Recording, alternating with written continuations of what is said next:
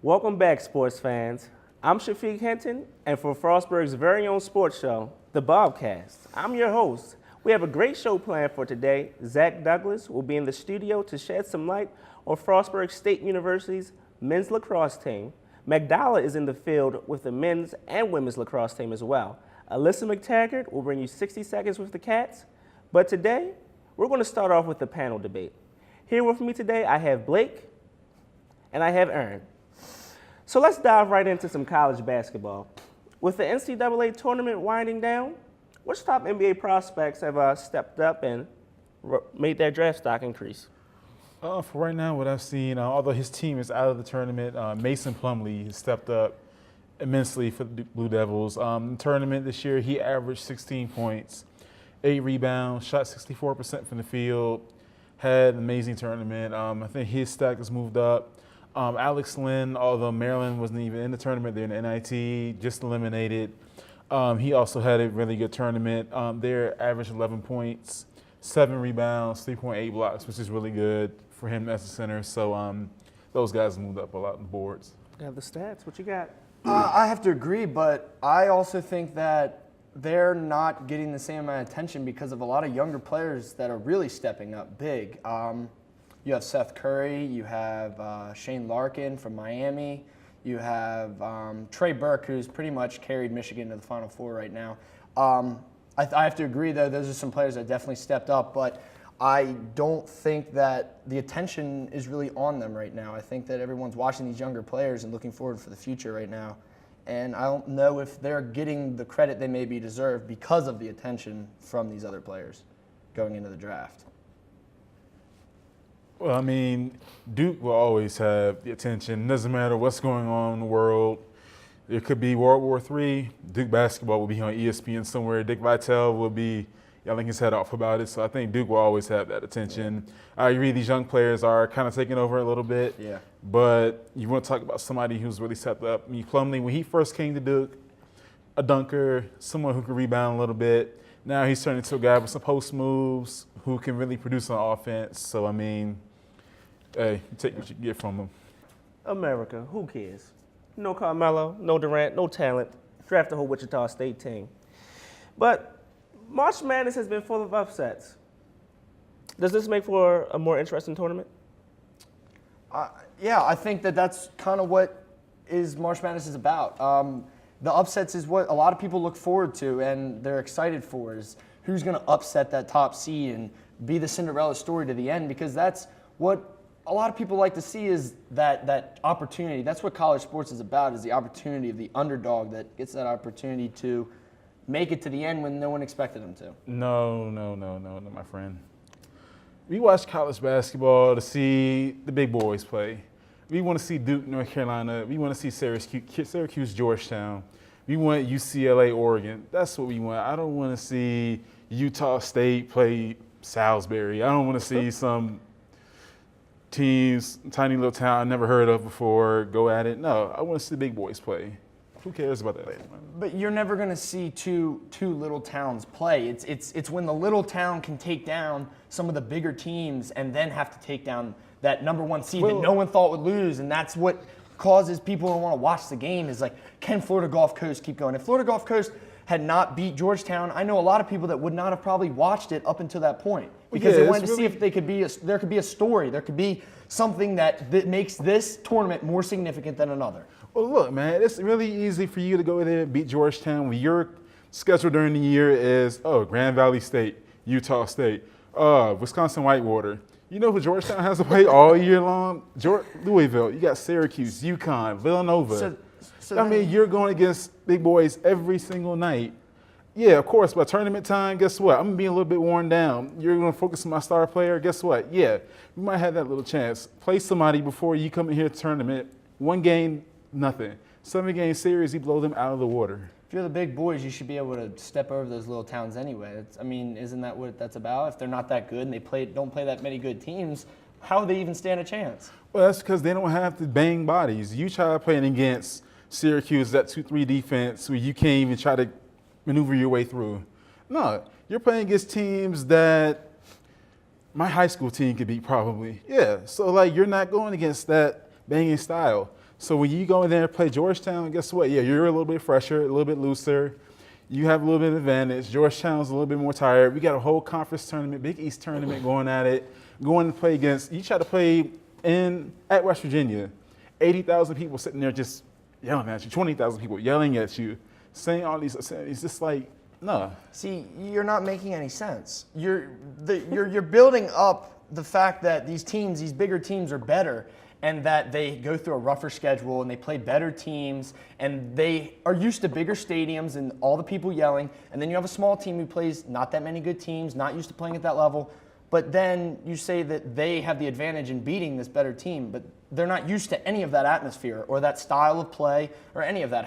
That's the point of them, is playing up to that level and beating them. Well, they're fresher because they don't have to play the tough teams, so they're not overly exhausting themselves. They're playing against weaker teams, so that weaker level competition. Georgetown's playing against the higher level competition, so guess what? They're a little bit more worn down come tournament time. Sorry, it just happens like that. Yes, Georgetown should be able to wipe for the Gulf Coast out of the water, no problem with it. But guess what? Stuff happens. So then what you're saying is that no big-time teams should win because they're all worn down. I'm not saying that. I'm just saying that going into the tournament, guess what? That factor is there. Just remember that. That little thing, that energy is there. That energy problem is going to be there. So are you saying that FC, Florida Gulf Coast, right? Yeah. They could beat Syracuse maybe one time. Yeah. But in a 7-game series. 7-game series, they don't stand a chance. I'm just being perfectly honest. No disrespect to Florida Gulf Coast. They had a really good run this year, but guess what? They are Lob City. I don't even hear that. Lob City. I want to see Lob City. I don't care who wins. Against wanna see a Bayham? show. Give me a break, please. Move on. Well, we can move on. Let's do that. A ridiculous story coming out of New Jersey with the Rutgers head coach Mike Rice losing his job, as we all know, for his verbal, his mental, and his physical abuse to his players. I mean, it's just ridiculous to hear some things like this coming out of a man that's supposed to lead young men to become good men of society. What are your thoughts of this? 100% unacceptable. First of all, the throwing the balls thing. You're not at Chuck E. Cheese. You're not in the ball pool. You sitting there throwing balls at people. You are a grown man. There's other ways to get your point across to your players. Now seeing what he's doing on that tape, as he calls coaching, now you see why Rutgers' record is like that now, the way that they are.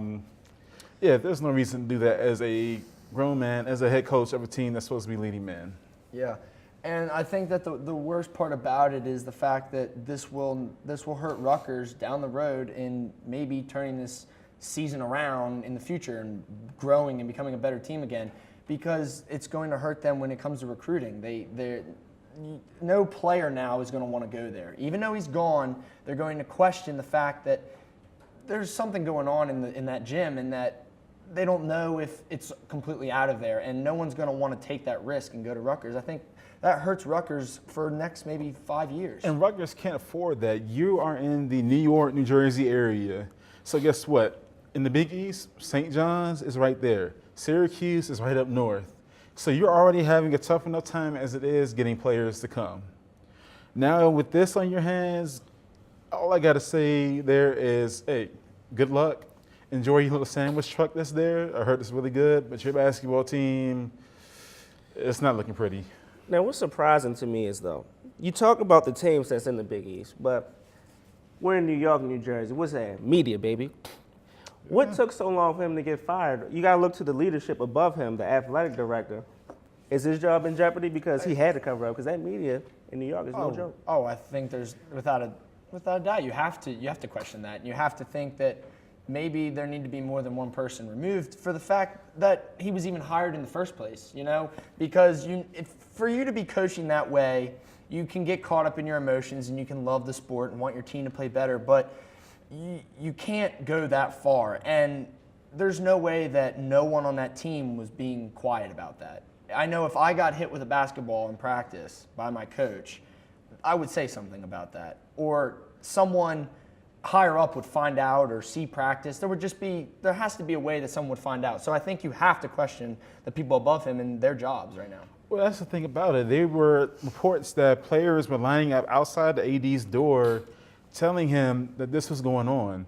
So if nothing happened, the AD better be packing his bags as we speak. Yeah. He needs to be on the first plane out of New Jersey, out of there, never to be hired again. If you're going to you don't care about the welfare of your student athletes, so these parents are trusting you with their young men to keep them safe above anything else. And if you can't do that, then you don't need to be working anywhere for, I think that even on that, I think Rutgers' best option from now is to almost clean house, and get rid of everyone that was involved with this situation, so that way you have all fresh people, and you have recruits, and you have people. You even have to worry about players wanting to return, and this way everyone feels like the problem has been eliminated completely. And I think that might be the best option right now for Rutgers.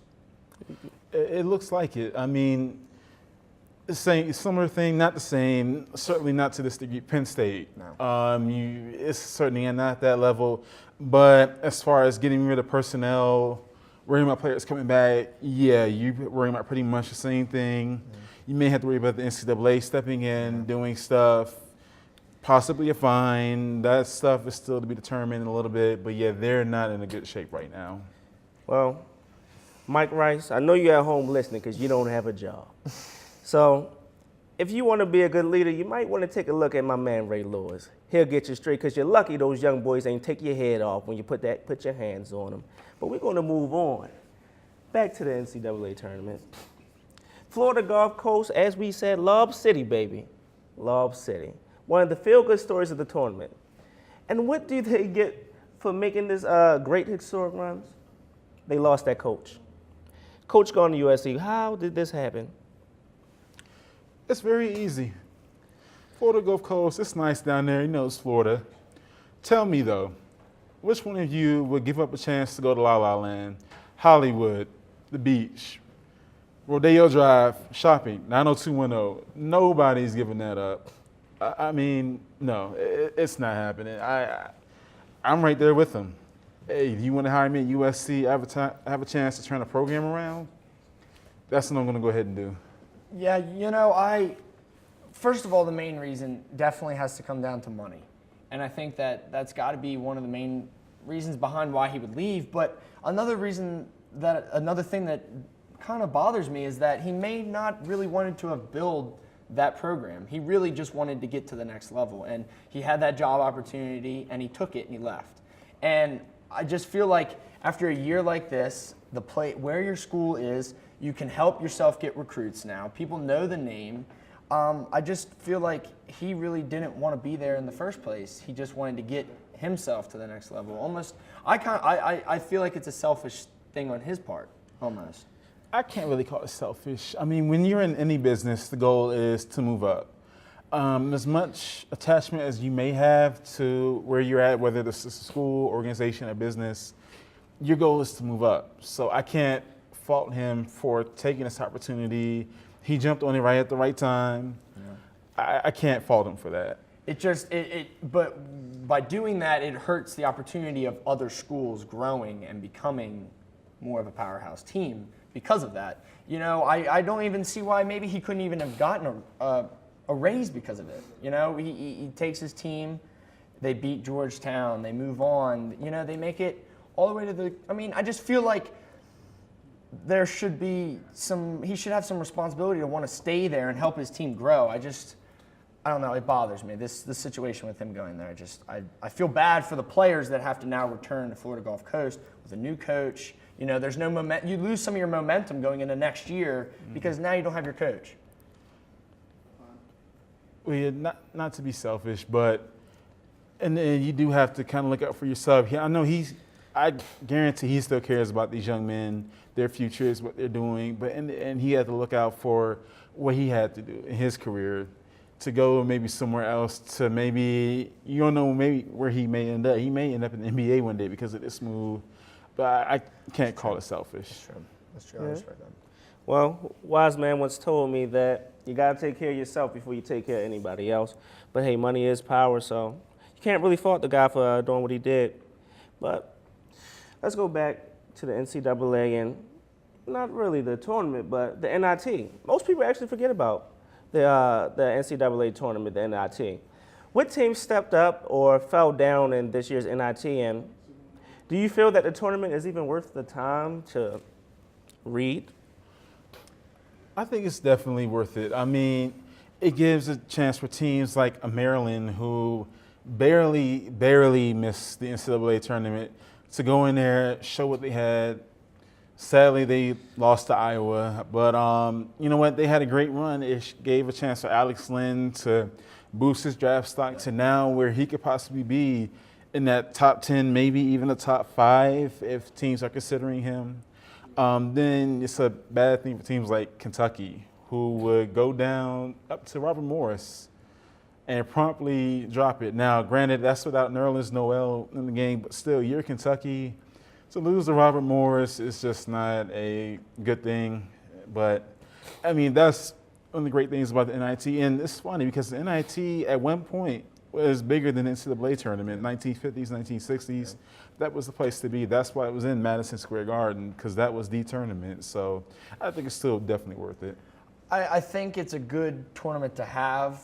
I don't think it's a tournament that is for the public so much to want to watch, but I think it's a good tournament for teams that maybe just missed it, or teams that are trying to build their program up and make the tournament, and to try to see where they can kind of match up with those teams that are just on the cusp of making the NCAA tournament. For Maryland, they didn't do it, but felt like they got cheated out of it.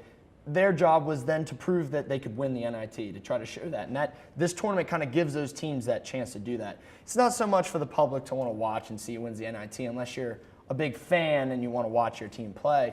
But I think that the NIT is still good because you still have seniors that are trying to get into the draft for the NBA, and they still need time to play, and there's going to be people watching that. And I think that it's good, but it's not that big of a tournament. It's a good player tournament for players to try to earn some respect. To me, it's kind of like a sob story tournament, you know? It's sad because when you got teams that make it to the tournament like Coppin State and Morgan State, probably got some good athletes, but 9 times out of 10, on a regular day, they're not going to beat Maryland. And Maryland made it to the Final Four for the NIT. But in that situation, that is for the players. That's for the seniors. Those for those players that are trying to be seen at their last chance to try to be seen and make themselves a pick for a team in the NBA that they would want. Right. That's what that's for. I mean, think about it like the college bowl games. That's what those are for. That's basically what that is. This is a bunch of NITs leading up to the big game, the NCAA tournament. That's what basically is. Now, granted, those are more exhibition games than actual tournament, but still, it's the same idea. Are you kidding me? Nah. You got to be kidding me. That's about money. You talking about money. Oh, everybody has a bowl game. Come on. The Alamo Bowl, I never heard of them. Who are they? Do you know? I can't say I do. You want to talk? Oh, come on. Tradition. The Cotton Bowl. Yeah, but at this point, there's 38 bowls now. So, but you still have people that are going to watch those games. I have to agree with him with that. There are going to be players that people are going to watch for that are still trying to make themselves in the NFL draft, and it's the same type of situation as with the NIT. I do see what you're saying. I just love the tradition of the bowl games, going home for winter break, and then turn around, hey, football. Next game, football. Awesome. Can't beat it. Who cares about them? You know I'm right. They ain't the big dogs. You like the big dogs, right? No, you like the big dogs. He likes the big dogs. Hey, oh, yeah. But hey, that was a great half, guys. But now it's time for Alyssa McTaggart to bring us 60 seconds with the Cats. Take it away, Alyssa. Frostburg State's women's tennis team fell short Saturday against Salisbury 7-2. Due to darkness, the Groucher match was suspended with FSU trailing 4-2. Kirk beat Knapp of the Seagulls in the singles competition for Frostburg 7-6, 7-3, and 6-4. She also contributed in the doubles competition with teammate Caitlin Lemert to put away Charlotte Uran and Sam Bobo of Salisbury 8-0. FSU will host Wesley this Friday afternoon at 3:30. The men's tennis team also suffered losses Saturday, 9-0 against Salisbury and 7-1 against Goucher. In the doubles competition, Tyree and Koch got the only win of the day with an 8-3 victory over Nelson and Nanfield of Groucher. The men's team will face Wesley in a home game this Friday at 3:30. Congratulations to Justin Anderson, who has been named the new head coach of the FSU men's swim team. Anderson's resume includes 2 other colleges, Trinity College in Connecticut and the University of Mary Washington in Virginia. Stay tuned after this quick PSA break. We'll be heading out to the field with Magdala. A boy born in Joplin, Missouri was fascinated by anything with wheels and a motor. The odds of him going on to fascinate millions with his talent? 1 in 260,000. The odds of this born racer having 157 career top 10 finishes in NASCAR? 1 in 125 billion.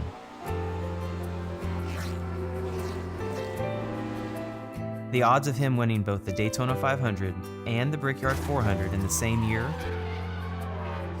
1 in 195 million.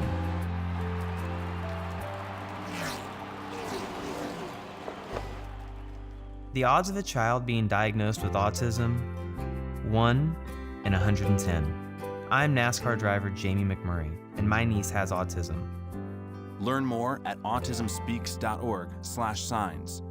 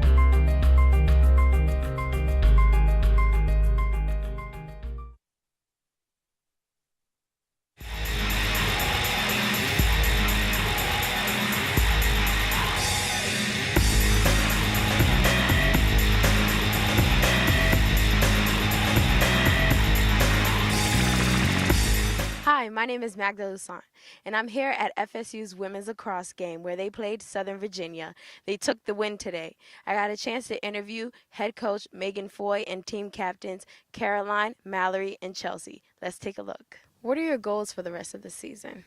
Our goals for the rest of the season are to remain competitive within our conference. We have a lot of conference games coming up, and our goal is to get into the playoffs. We missed it by just a smidge last year, so we're definitely hungry, definitely ready to get in the playoffs. So making it to postseason play is definitely our number one goal. What were your toughest games, and how did you all do as a team in triumph? Our toughest games, I would say our first game against Catholic was very tough. Catholic, I believe, was ranked number 10 in the nation at the time, and at one point in the game we were leading. It was a very exciting game for not only the coaching staff, but all of our families and our friends that came to watch us as well. The weather was horrible. It was freezing rain the entire time, so they really needed to pull something out of them mentally and emotionally to really stay with that team.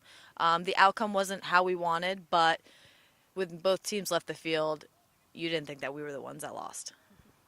As a new coach, how well do you feel that you've accomplished your goals? For right now, my number one goal is to bring some depth and some talent for the next few years to the women's lacrosse program. We have 7 competitive players coming in for next season. We're very excited about that. The team's very excited about that. So definitely bringing future talent is something that I've really put an emphasis on just from getting the position. Also, again, we just want to fight and kind of climb up the ladder in this competitive conference. We have 3 nationally ranked teams within our conference, and if we can be competitive with them, you know, that will say a lot about our program and show it to interested recruits in the future. So Chelsea is a senior graduating. How well do you think the team has done so far, and how well do you think the team will do next season? I think we've done very well so far. We're prepared for every game. We come out really strong and we work as a team. And next year, I think I'm leaving the team in good hands with all of our underclassmen, so I'm excited to see how that goes. Mallory and Caroline, so as juniors, what are you taking from the seniors who prepare, as you prepare for the rest of the season and next year? Well, it's taking a lot for them. We're losing a lot of seniors, so it's going to be hard on us, but we have a lot of underclassmen that are willing to step up when the time comes, so I think we'll be ready. Yeah, we're losing a lot of leadership too, and I think that's just going to be one of the biggest hits that we take, but we have big shoes to fill. So. FSU women's lacrosse team has a record of 4-4. We, the Bobcast crew here, are wishing these ladies the best of luck. I'm your field reporter, Magda Lusant. Back to you, Shafiq, in the studio. Welcome back to the show. We have a special guest from the men's lacrosse team, a silly Laxer. Actually, we got two of them because they're Lax Bros. Blake's teammate, Zach Douglas. Welcome to the show, man. How you doing? Nice to meet you. Nice to be here. Hey, How you doing? Good to meet you. Hey, congrats on the big win last night, too. That was amazing. How's the season going? The season's going great. We had a few close games that we should have pulled through on. St. Mary's recently, we lost to them 10-9. They were gunning for top 20 position in the nation, and we held them really close. And so it's going to be an interesting season, especially if we make it to the tournament. So you are the captain of this team. What is it like to lead a guy like this? Lead a guy like Blake, well, it's kind of hard. Sometimes you have to yell at him a little bit, keep him in line. But overall, it's about keeping the team morale up and making sure people are focused during practice, but then also going into games and getting ready and taking on the other team and pulling out a win. Hey, that's awesome. Zach, you guys are great guys, man. We look forward to seeing a great season and keep it moving. But let's get back into this show. The Wizards, man, they're doing good. John Wall, he's following up his 47-point mega game with some very consistent play. Is he knocking on that door of superstardom? Yeah, I think it's too early yet to say that, but I think that if he stays on this path, he is. And I think that he'll be, hopefully, the answer for what the Wizards are looking for. Right. I think he's on that path, but it's definitely too soon to say that he's a superstar yet. Definitely. If the Wizards' record was any better, he would be probably the second or third MVP candidate, in my opinion. You want to look at his last 10 games, 24 points, 8 rebounds, 5.4 assists. Let's switch that around. 5 assists, 8 rebounds. I mean, he can't rebound like that just yet. But yeah, he's playing at an awesome level right now. He's really turned it up for this team. Defensively, he's doing well, stealing the ball as always. Superstar, not yet. Next year, though, he keeps this up, guarantee. I will make argument top 20 in the NBA. You heard it here first. CD, talk some sense to this man. He told he an MVP. I don't believe this. MVP. You're trying to compare an up-and-coming star to the greats that are playing this game now. You have the greats like Kobe Bryant, LeBron James, King James, excuse me.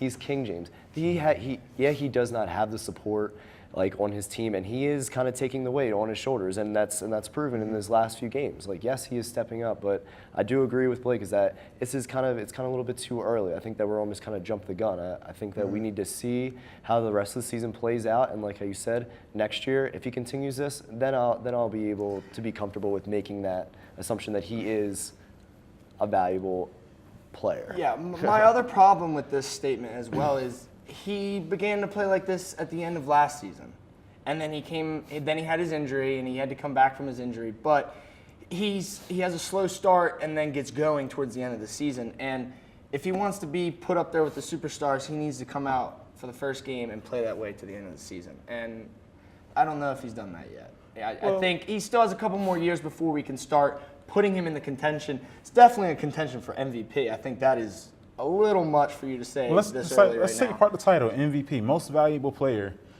Where would the Wizards be? Let's look earlier this season.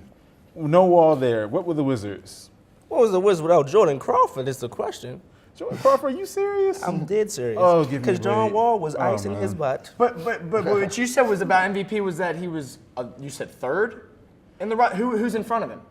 Oh, of course, LeBron. Okay. And Kobe. And So then Carmelo, you're don't saying forget. he's better than any other players right now in the NBA. He's a better If MVP. you want to take the real title of MVP, most valuable, we're not talking best, valuable to the team, yes. So Carmelo Anthony puts up this many points in games, but he is not as good as John Wall.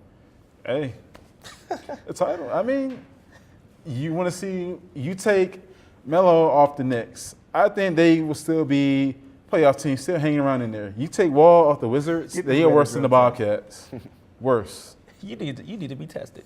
Maybe I do. I Melo, don't the know. Knicks haven't had a 10-game win streak since 1994, and Carmelo just got there, and that's why they winning because of Carmelo.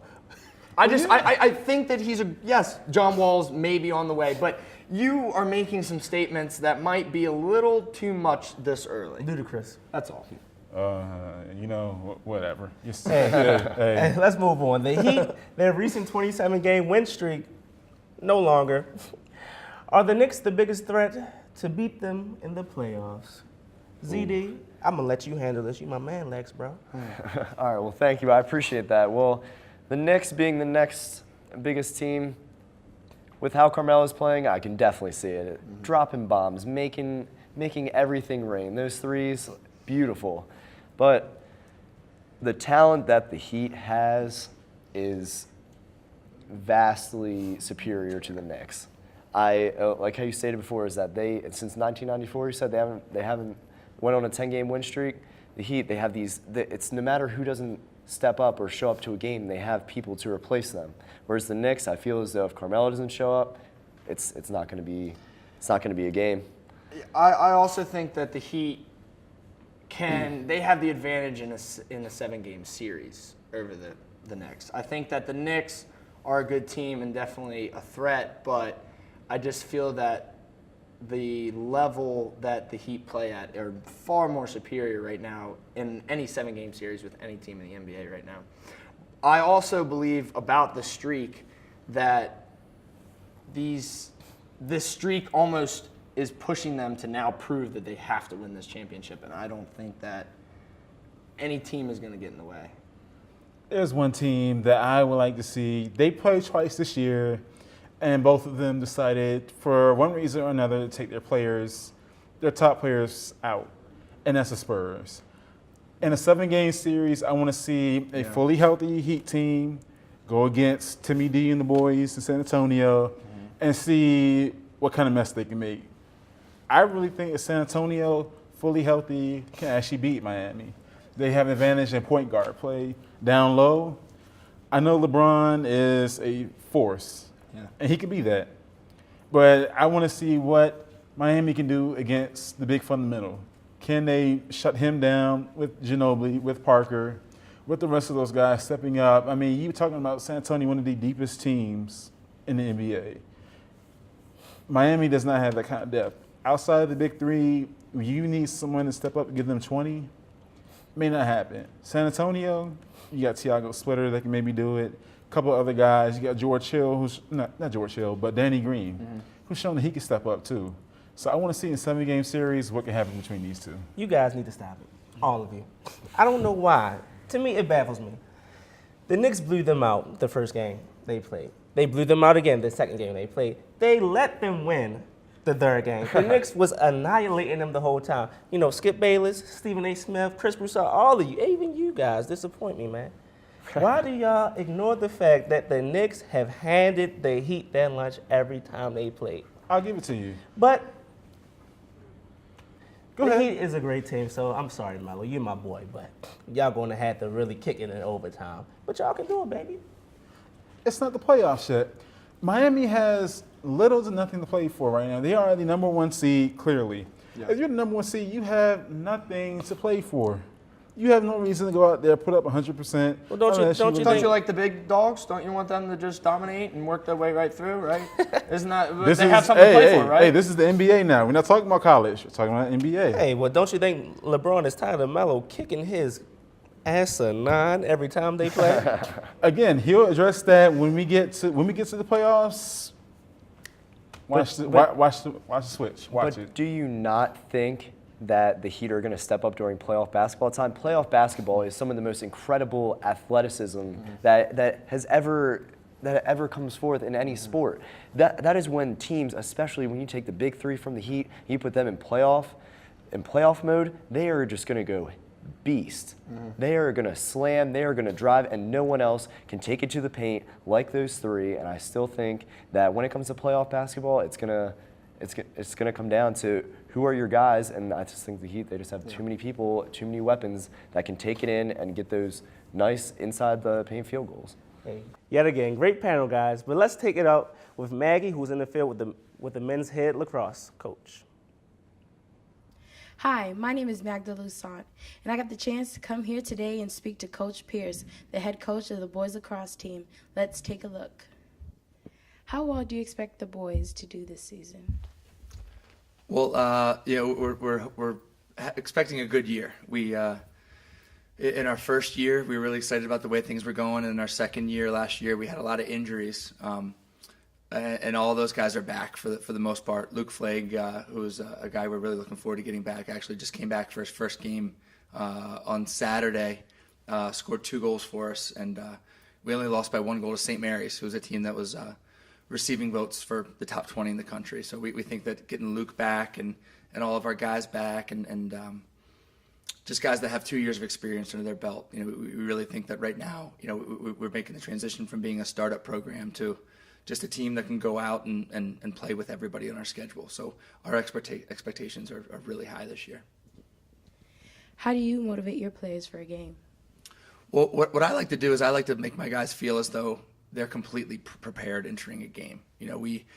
Every team that we play, we do film exchange, and we have an online membership to a company called Film Exchange Network, and my assistant coaches do a great job of tagging that game. They'll go in and they'll break down every offensive play, every ride, every clear, every goal the other team scores, every face-off. So, we get our guys in a classroom and we show our defensive guys the other teams, every offensive set, every man-up play. Our face-off guys look at every face-off, and we tell guys that, you've seen everything they do. You know what's coming. We've practiced a lot, and now it's time for you guys to go out and play a game. And it's up to them at that point. We say that we've prepared you. Now you got to come out and you got to play the game. When you're on the field, you got to make the right decisions. You got to catch and throw. You got to finish your shots. But we like to make our guys really feel like entering every game, they're as prepared as they can be to go out there and win it. And that's how we kind of motivate our guys, is that we say, you're prepared. Go out there and do what you got to do. And so I'm a coach that's very, very businesslike. I say that we've prepared you to go win the game, go out there and take care of business. And I leave it to my captains and my leaders to really do some of the inspirational rah-rah stuff if they need it. But we like to let our guys know that we've taken care of business. It's time to go out there and win a game. What are your goals for the season? Our goals, going into the season, like I said, we won 6 games in our first year. In our second year, we won 2. So we wanted to get back to our winning ways. We've won 6 games so far this year. We want to win more than we lose. Right now we're 6-4, and we think that we're well on our way to that. So now, one of our other goals this year was to make the conference tournament. We're 0-2 in the conference, so we got to win a conference game or 2 down the stretch here. So that remains our goal. And then once we win a game or 2, our next thing is to talk about how high can we place ourselves in the conference tournament. If we win 1, why can't we win 2? Why can't we win 3? And then when we go into the conference tournament, we like our seed a little bit better in our chances to maybe make a run in the conference tournament. The boys lacrosse team has a record of 6-4 this season so far. Now, the Bobcast crew here are wishing these guys the best of luck.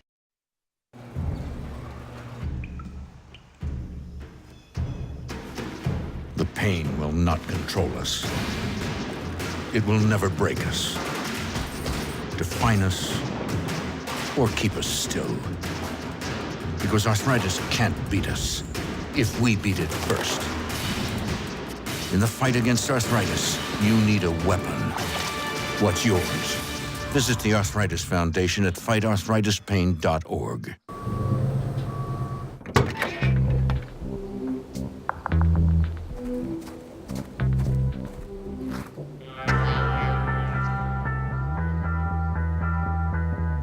When you throw away money on wasted electricity, you're throwing away everything you could have bought with it. Saving energy saves you money. Learn more at EnergySavers.gov. So, what's it gonna be? We could ride bikes, skating, movies, zoo, whatever you guys want to do. Can we just do this? Yeah. We could just do this. The smallest moments can have the biggest impact on a child's life. Take time to be a dad today. 2 outs with a runner on first base. Now the big guy comes up to bat, hitting .342 with 92 RBIs and 36 homers. His first pitch is fouled between the back.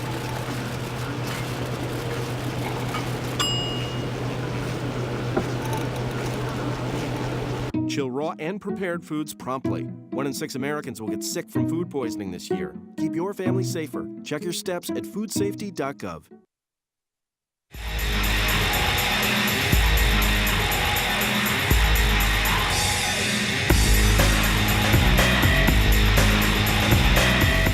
Welcome back, guys. So, panel members, as you know, it's that time. It's the last segment. Are y'all ready? Yeah. Prove yourself, men. Prove yourself. Let's start with the MLB. The regular season's off to a hot start. A few games in. I'm just kidding. So, what's your guys' predictions? I think that this year might be a year for some teams that haven't gotten a whole lot of glory to maybe step up and become some threats. The Nationals are looking good. The Orioles are looking good. Some hometown teams maybe get some morale boost in Maryland. Okay. I'm going up to the Charles River, Dirty Water, Boston, Red Sox. They will return to prominence this year.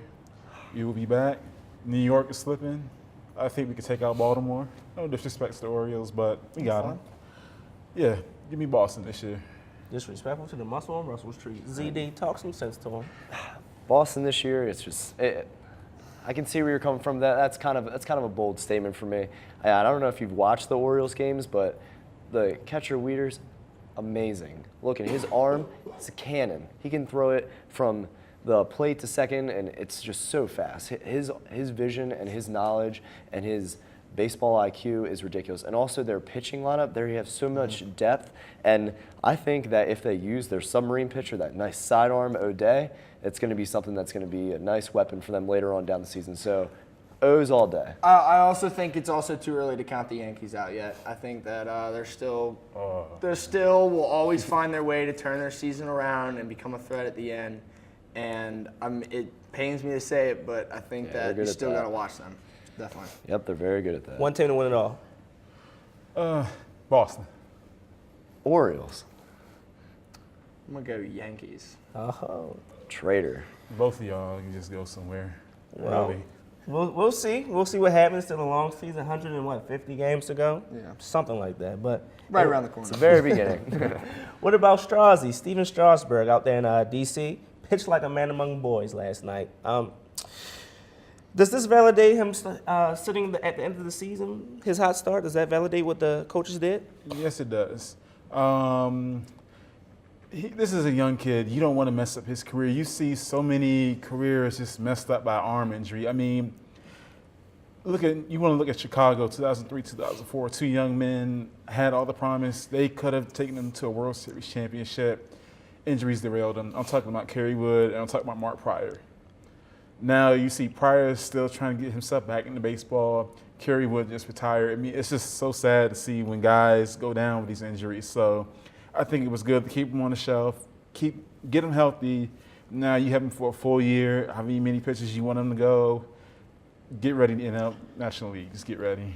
I think it proves a lot, and I think it also gives the players on the team and fans watching some confidence in what's going on with coaching, because they wanted to sit him for his pitch counts so that he could start strong this season, and that's exactly what he's doing. And I think that it would give some confidence that maybe they know what they're talking about, and maybe the Nationals are on the right path.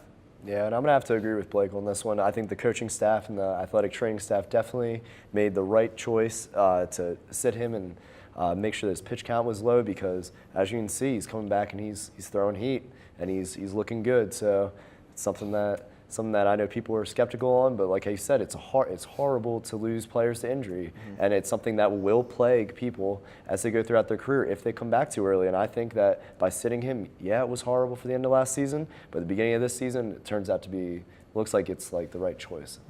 Funny, we're all on the same page. Yeah. DC Sports has made a good decision for us. For once. Well, hey. History. Good job, and keep it up, man. Now let's go to the NFL. As free agency winds down, who are the winners, who are the losers, and who cashed in way too much money? The winners are obviously the Washington Redskins. Why? Nothing we did. It's because Cowboys signed Tony Romo back.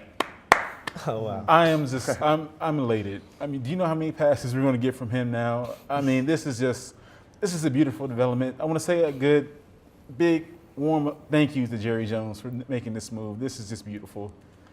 I think that might be one of the dumbest things he's done.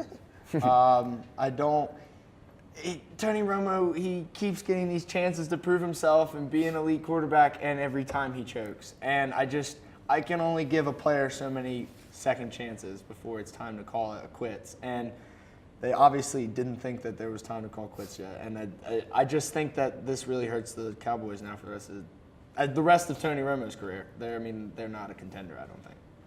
I just think that he had one too many second chances. How many games has he won in the postseason? I think he had it's his sixth, seventh chance. Yeah, he's won one game, something like that. Come on, you gotta turn over the stone and just be like, okay, let's get in some young talent. Geno Smith's looking pretty good. Why not think about him, young athletic guy? But something about the best, I just think that the Ravens especially were ones that got rid of some amazing players and then are now paying way too much for players who are not elite. I'm a diehard Ravens fan. I think it's great, but paying that much for Joseph Flacco, who tosses the ball up to his gifted receivers that somehow have the hands of God. That's it. And then he's not even there anymore. And then you get away, and then Anquan Bolden, go ahead, no big deal. But I do think that the Ravens, though, did find a way to make some smart decisions as well. They definitely may have done some dumb things, but they turned around and made some also great decisions. Maybe Paul Kruger was a great player to have, but he was asking for way too much money to be overpaying after one season. And now the Browns have him in they're going to overpay a player that won't be that influential. So I think that the Ravens actually ended up with a better team than people are giving them credit for. I think that they're going to easily be still a contender this season coming up. And you look at past Super Bowl teams, this happens to almost any team you can think of. Once you win it, guys think, hey, I won a championship. I'm better than what I really am. Yep. So let me cash in now. So, it happened in 2000 when they won. Yeah. You had guys like Trent Dilfer gone.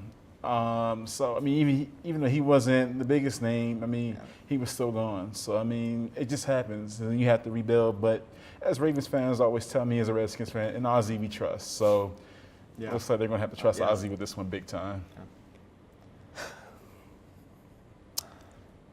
Joe, come on, why, Joe? Why you had to do us like that, man? It's sad. He's a great player, but he has the highest highs and the lowest lows. And that's what scares me about Joe Flacco. Because like you said, who did he toss the ball up to? And who saved him every time? Anquan Bolden. And what did he tell Anquan Bolden to do? You got to do what you got to do, man. Don't give up. Keep asking for money. Well, we can't give you no money because you took $120 million from us. $120 million. We had $11 million to restructure everybody's contract. It's a money league.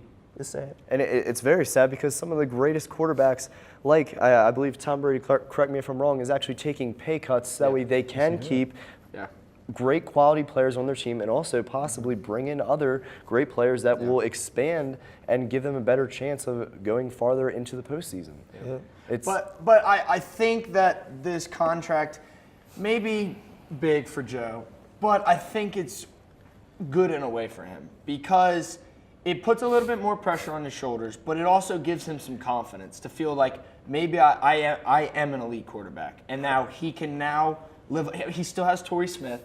He still has players around him that were making plays for him last year. He just doesn't have Anquan Bolden. But he still, if he wants to be an elite quarterback, he has to prove that with who he has around him. And this paycheck, I think that it gives him some confidence, and I think he might be able to live up to it. I really do. Well, you're talking about being the highest paid quarterback or any kind of position in your sport. A guy that is going to throw a bunch of picks during the game. Look at his stats from last year. The guy. How many picks did he throw in the playoffs this last year? pretty sure. Playoffs- I'm pretty sure it was Playoffs very, is one very thing. low. Playoffs is one thing. Playoffs is where superstars are made. That's where you get you play in the pros, but you get your paycheck in the playoffs when you win games and you win Super Bowls. And But that's can what he he get just them? did. But can Flacco himself get them to the playoffs every year? Because when I saw from his stats, if he didn't have the team that he has around him, I don't think he can do it. Would you, if you're starting a team now, would you take Joe Flacco right now as your starting quarterback? Yes. Nothing else around you. Yeah. Really? Yeah. Okay. Because he has probably one of the best arms in the NFL right now. I don't know how you can't say he doesn't. I think Joe Flacco, every year he's getting better. And that's something you want to see out of a quarterback, is one that's going to be getting better every year. You don't want a quarterback that reaches his max and then that's where he stays, because in the NFL everyone gets better and they'll eat you up. And every year something else is better. His pocket awareness, his accuracy, something is better every year. And I think that this year he's going to shut a lot of people up. So you're saying that plateauing is a bad thing? Reaching your max and staying there is a bad thing. Is that what you're saying? Because I'm saying that some people reach their max early, and their max, their potential isn't as high as it could be. He hasn't reached his max, which only means he's going to get better. He just won a Super Bowl, and he's still not at his max yet. So you have players that reach their max, and that's where they stay. And people below them who continue to get better will pass them. And Joe Flacco right now, I think, is going to hold the team, carry the team on his back. And I think that the Ravens will still be a threat this year. So do you think that Joe Flacco is going to pass a supreme quarterback like, let's say, like a Peyton Manning, or, even though I hate to say it, a Tom Brady, someone who has proven themselves in these clutch and elite situations in the regular season, like how you noted, and also in the postseason, where they can make those big plays, the final drives, the last minute, driving 80 yards down the field? Do you think Flacco is actually capable of that in the regular season, even though, like I know you said he hasn't reached his max yet? But do you think he can really surpass quarterbacks like that who are just beyond intelligent and they can read lines and defenses so well? I don't know. Last year, they needed to make a big play against the Broncos, and he seemed to hit a couple people in the end zone for some big plays to win that game. So he can make plays in big-time situations. Yeah, they still have Jacoby Jones. They still have Torrey Smith. They have Dennis Pitta. I think that I really think people are underestimating what Joe Flacco is going to do this year. He does Well, have there's good a reason receivers. for that. I'm not worried about his arm. I saw what he did in the playoffs. I'm worried about his consistency. And I think you want to see one game where that showed a Washington game. First half, I agree, he lit it up. I was afraid that we were going to get blown out of the water in D.C. Second half, what happens? Falters. No, doesn't play at the the same defense level. faltered. They lost that game. Part of Kirk it's on him, Cousins too. came in the game and won it. Part of that is still on him. Part of that is still got to be on Flacco. But part of that too is you have to look. He's still not a mature quarterback yet. You know, he's now got how long has he been in the league? 6 years. 6 years. How long does it take though? That's what's the cap? What's he's the a- cap? What's the cap of how long can it take for you to reach your He won a Super max? Bowl in his 6th season, and now here comes his 7th season. Watch him this season, and then we'll have that discussion. You know, I'm gonna play a little devil's advocate. You know, because I did disrespect my man John a little bit, but I will be honest. Ravens, we were supposed to win 3 Super Bowls. We were supposed to win in the last 3 Super Bowls. We had the curse of the wide receiver the previous 2 years. Joe Flacco did hit those boys on the money every time they dropped the ball. Billy And Billy Oh my Cundiff, gosh. you know, but Billy Cundiff. you know, Joe, he'll get the job done. It's kind of tough because he lost his best receiver. When you think about Torrey Smith, he can't run a route. No. If he ain't going downfield, he ain't doing much. Same with Jacoby And Jones. same with Jacoby Jones. So I hope Dennis Pitta is the next Gronkowski, which I doubt it. But let's keep with this topic of quarterbacks. Let's move a little bit forward. Who will be the top 5 quarterbacks next year? Oh, top 5 quarterbacks, I got you, man. Number 1, I don't think there's going to be any question about it. Peyton Manning, still right up there, still doing what he needs to do. Everybody said neck surgery, he's not going to be able to do it. What does he do? Goes out there, gets 2 receivers. And now he lights has it Wes up. Welker. Yes. So you want to and talk Wes about Welker. death on offense. You got it. Number 2, I'm going to go Aaron Rodgers. I know I want to put Brady there. I want that's to. a I would gut love shot. to. I got to put Rodgers there. I'm sorry. 3, I got to go with Brady. 4, I want to go with Drew Brees. Number 5, interesting. I love RG3. That's my boy. That's my man. Can't go with him yet. Only been 1 year. Don't want to give him right there yet. I'm going to put Matt Ryan number 5. He proved himself this year. Won in the playoffs. I like what he did. I'm going to go with Matt Ryan, number 5. Discuss, gentlemen. Wow. Kind of blown away by that. I'm with actually the, kind of with the Matt Ryan and the embarrassed Rodgers. Yeah. I'm embarrassed that you would put those 5. Did you watch football? Did you watch Aaron Rodgers? A lot. I actually am going to throw. I'm actually going to throw Matt Ryan. I'm not going to put him in the top 5. That's a joke. But I am actually going to put in a rookie from last year. I'm going to say Russell Wilson. Might actually come out firing on all cylinders. He's my sleeper pick. Yeah, I mean, you can put Matt Ryan as your sleeper pick. I'll give you that. And Russell Wilson's going to be mine. I also, Drew Brees, he's been having a good season. I'm going to keep, I would agree with Drew Brees, but I think that you still, I'm going to put Joe Flacco on the cusp of the top 5. He's fighting his way in there. I'm going to stand by it. And you guys wait until next season. I'm standing by it. You two are both wrong. You have Tom Brady, Mr. Clutch himself, Peyton Manning, like you said, neck surgery, comes back, and he's like the bionic man on the field. He's just an offensive weapon that every single team wants. His passing is perfect. Ryan, okay, yeah, he did good, and I can kind of agree with you on that. Russell Wilson, he looks good. He's very evasive. His arm is good, but I'm going to have to go with another rookie quarterback, Kaepernick. He is very smart. He is long, and he has a cannon. Yeah, it's the first year, but it's something that I looked at him and I looked at that team and I saw a strong defense and I saw a very nice, strong offense, and it was something that I was worried about when I was rooting for the Ravens. I was very worried about him more than I was worried about someone like an RG3 or like a Ryan.